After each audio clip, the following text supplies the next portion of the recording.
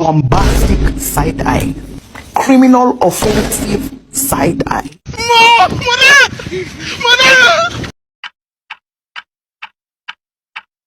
Hi, it's me again, I'm back. Capeknya aku malas betul.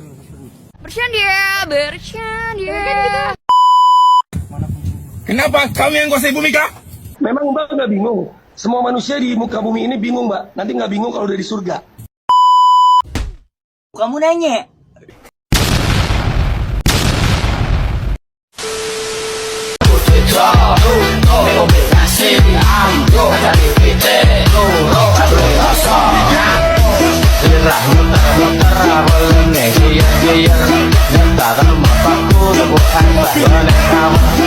Meledak.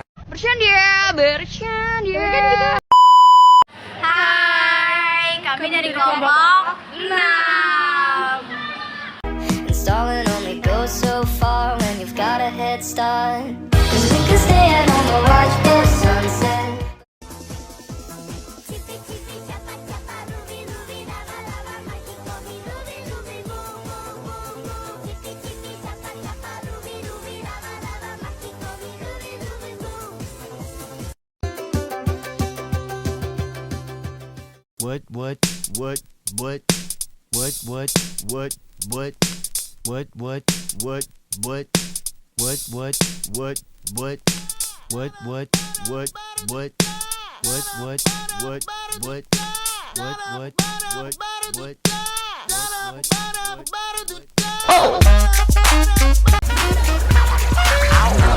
Some bags, only got $20 in my pocket. I'm hunting, looking for a come up. This is fucking awesome. Who he we, now we're us. That boy sus. Get the punk, that's a must. I don't trust. I ain't looking for no one true love. Yeah, that ship sailed away. Love me, baby, are you down? Can you let me know? Love me, thank you, leave me, put it down. Who you fooling? What we doing? Call up, bro, what we doing? Okay, shawty. Two chopper, 200 shots. Bang. I ride, you ride. Bang. One chopper, 100 shots. Bang. Hop out, do you? Bang. Look, I just flipped the switch. Flip. I don't know nobody else that's doing this.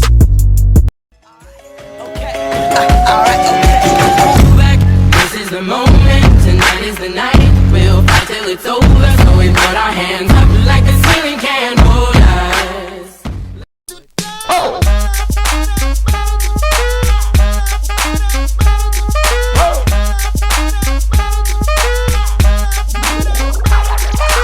I'm gonna pop some tags, only got $20 in my pocket.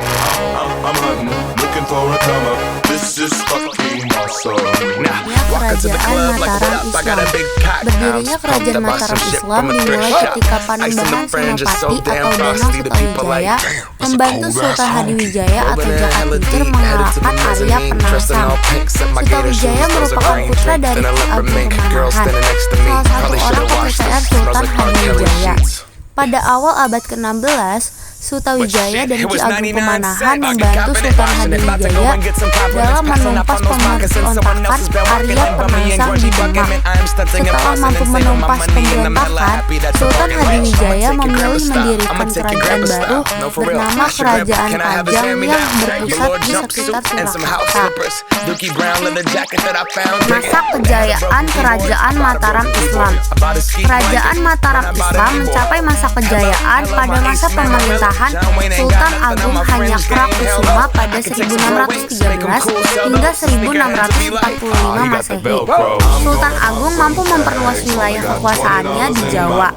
Tidak hanya perluasan wilayah, pengaruh Sultan Agung juga menyebar pada bidang ekonomi, agama, budaya, hukum, dan pemerintahan.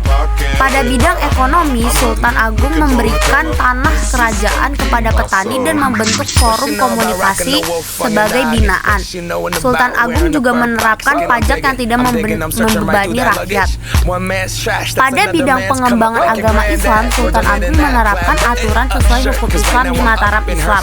Pengembangan penanggalan berupa kalender Jawa pada tahun 1633 yang menggabungkan kombinasi Saka dan Hijriyah menjadi bukti perkembangan pusat budaya Islam di masa kepemimpinan Sultan Agung. Seperti penjelasan sebelumnya, Kerajaan Mataram Islam berlokasi di alas Mentawai yang saat ini sedang menjadi Yogyakarta. Adapun pusat pemerintahan Kesultanan Mataram saat itu adalah di Kuta Gede atau saat ini lebih dikenal dengan sebutan Kota Gede. Beberapa sumber juga menyebutkan jika wilayah Kesultanan atau Kerajaan Mataram Islam pada awalnya hanyalah sebuah hutan. Di tengah hutan tersebut berdiri sebuah istana tua yang dikenal sebagai Mataram Hindu. Area Mataram Hindu ini adalah wilayah yang dikuasai oleh Kerajaan Pajang hingga akhir abad ke-16 Masehi. Awal mula berdirinya Kesultanan Yogyakarta dan Kadipaten Pakualaman, serta diawalinya kerajaan Islam pertama di Jawa yaitu Demon Bintoro, dilanjutkan dengan Kerajaan Pajang, dan cerita di balik kembangan Kerajaan Mataram Islam dapat kalian temui pada buku menelusuri sejak Mataram Islam di Yogyakarta.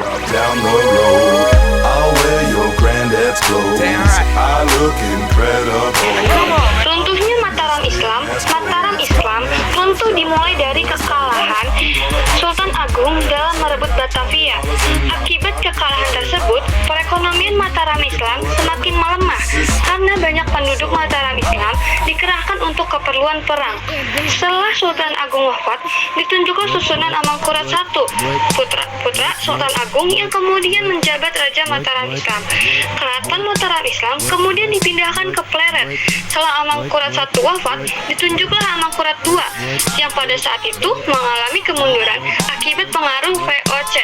Sepeninggal Amangkurat II, campur tangan VOC mengakibatkan perang antara Pakubuwono I melawan Amangkurat III.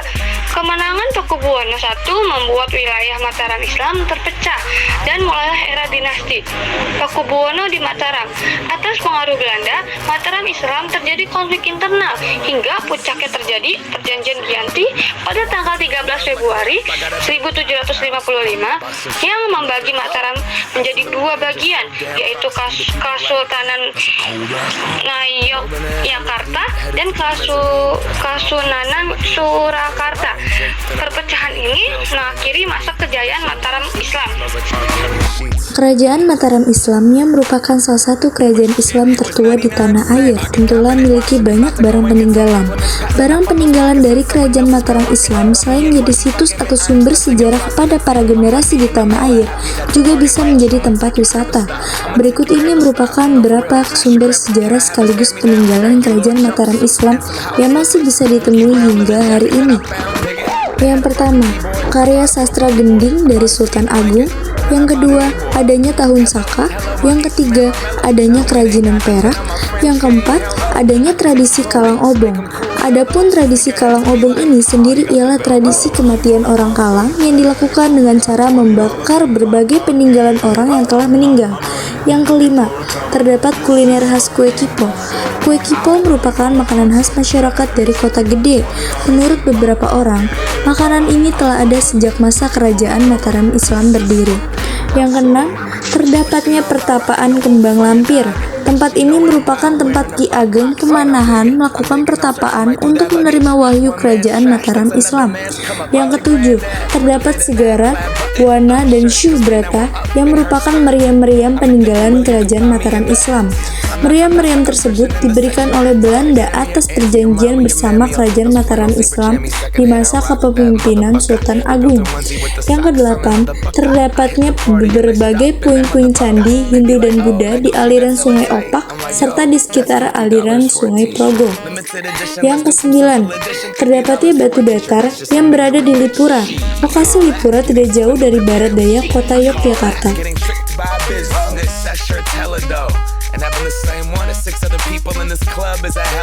Panembahan Senapati selaku pendiri dari Kesultanan Mataram Islam kemudian menobatkan dirinya sebagai raja sekaligus sultan pertama yang memiliki gelar Senapati ing Alaga Saidin Panatagama.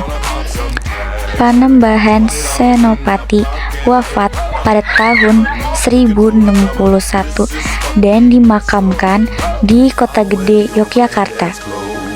Setelah beliau wafat, kepemimpinan Kerajaan Mataram dilanjutkan oleh Raden Mas Jolang yang bergelar Susunan.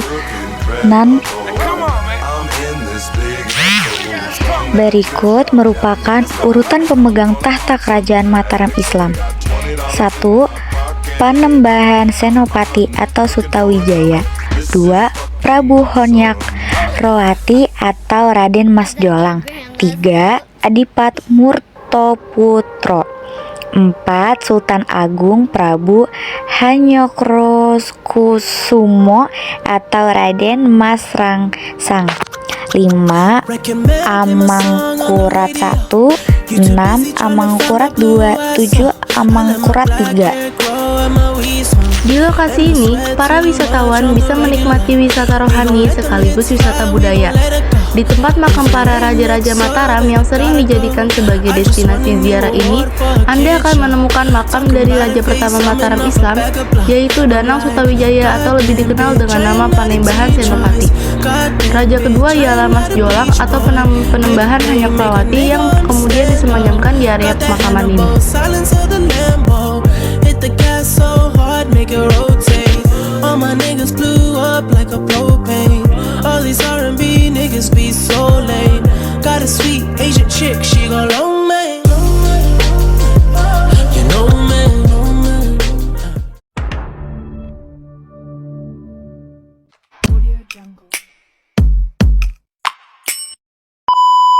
If it's breeze, red ruby the sleeves, Chinese on my sleeve, these wanna be Chun-Li's. Anyway,